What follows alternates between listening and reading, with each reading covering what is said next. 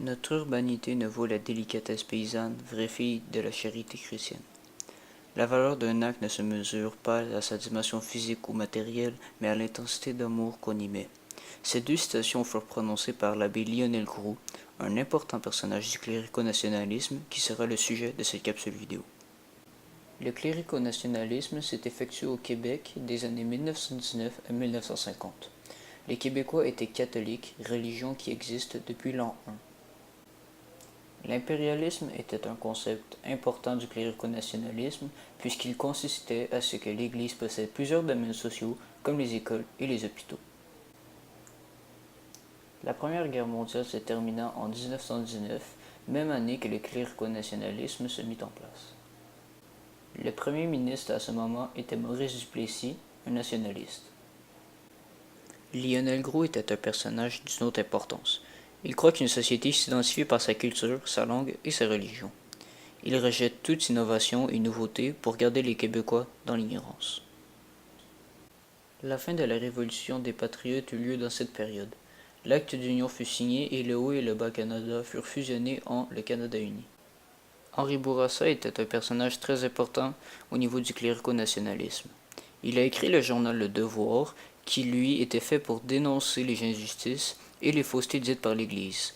Donc automatiquement, le clergé n'aimait pas le journal. Le rejet des provinces par Lionel Groulx fait partie du conflit clérico-nationaliste car l'Église rejette les provinces anglophones. La cathédrale Marie-Reine du Monde a été construite par Monseigneur Bourget qui était ultramontain. Monseigneur Bourget était le saint patron du mouvement de tempérance en 1841. Louis-Antoine Dessault est un homme politique démocrate, républicain et anticlérical. Tout au long de sa vie, il a défendu le libéralisme fondé sur les tolérances, les grandes libertés et la séparation de l'Église de l'État. De plus, les principaux fondements du clérico-nationalisme sont basés sur un mouvement véhiculé par des revues telles que Le Devoir. Ce conflit est principalement entre l'Église catholique nationaliste et les anticléricaux.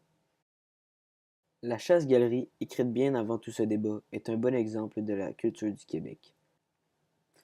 Les clérico-nationalistes veulent justement protéger la culture canadienne-française et leur langue française. La chasse-galerie a été utilisée comme exemple par ceux-ci pendant le conflit.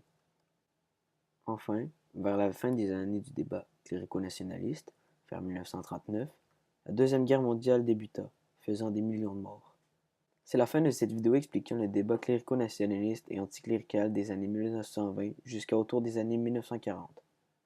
Les informations clés à retenir sont que le conflit au Québec fut entrepris par plusieurs influenceurs connus comme Henri Bourassa, Lionel Groulx, Monseigneur Bourget et plusieurs autres.